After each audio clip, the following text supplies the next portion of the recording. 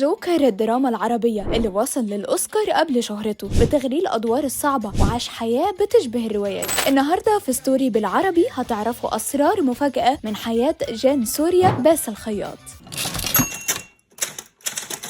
ممثل مبدع، أدواره عمرها ما تمر مرور الكرام عادي، نجح بأدواره تكسر الحواجز وتخطى المسافات. شهرته وصلت للعالمية ونجح على مدار 25 سنة وحفر اسمه جنب كبار نجوم العرب بفضل ذكائه في اختيار الأدوار والأعمال اللي بتكلل مشواره. رحلته مع الفن بدأت من وهو طفل عنده 8 سنين، لكن بالصدفة لما كان في فريق الكشافة في سوريا، والشباب وقتها حضروا مسرحية وقدموها قدام أهلهم وخدوا جوائز. باسل في الوقت ده غار منهم وقرر يشارك في مسارح الأطفال ولفت الأنظار بموهبته، وبقى التمثيل من هوايته بعد ما كان عمره ما بيسعى ليه، وعرف يدير الموهبة دي بذكاء لحد ما قرر يقدم في اختبارات القبول بالمعهد العالي للفنون المسرحية بعد الثانوية العامة، لكنه اترفض. ورغم كده عمره ما يئس ولا استسلم، وقدم في السنة اللي بعدها بالاختبارات واتقبل، وضمت دفعته نجوم زي قصي خولي وسلافة معمار. وبعد ما اتخرج بدأ مسيرته في الدراما السورية بأكتر من عمل من 24 سنة، وخطف الأنظار بوسامته. حتى اتعرض عليه يجسد شخصية الراحل رشدي أباظة في عمل، لكنه رفض في بداية مسيرته. ومن أهم الأعمال اللي شارك فيها في البداية فيلم باب الشمس اللي اتعرض في مهرجان كان السينمائي سنة 2004، وفضل بعدها يجتهد ويثبت موهبته لحد ما اتعرض مسلسل نيران صديقة على الشاشة في 2013، واللي يعتبر شهادة ميلاد جديدة ليه في الدراما المصرية. وبعده كان كل دور يقدمه بيثبت إبداعه وقدراته اللي ملهاش حدود، من مسلسل السيدة الأولى لمسلسل طريقي والميزان لحد رمضان 2017 اللي قدم فيه مسلسل 30 يوم وتفوق على نفسه. والجمهور وقتها قالوا عنه انه النسخة العربي من الجوكر، وشبهوه في الحركات والشخصية الشريرة اللي بتعاني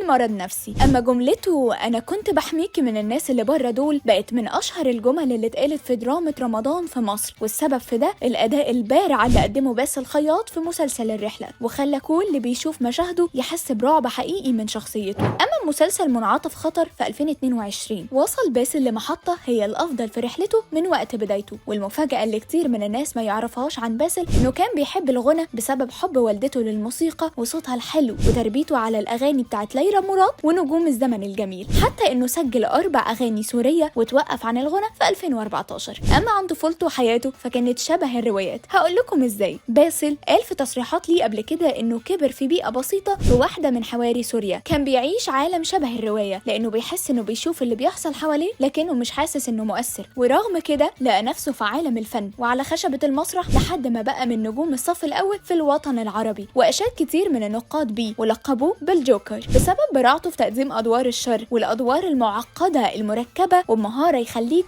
صعب تتصور اي فنان تاني بديل ليه. في النهاية نقدر نقول ان الادوار النفسية من اللحظة الاولى كانت محطة عبور باسل الخياط لقلوب المشاهدين، لكن موهبته خلته يستحق عن جدارة يحتل عرش النجومية.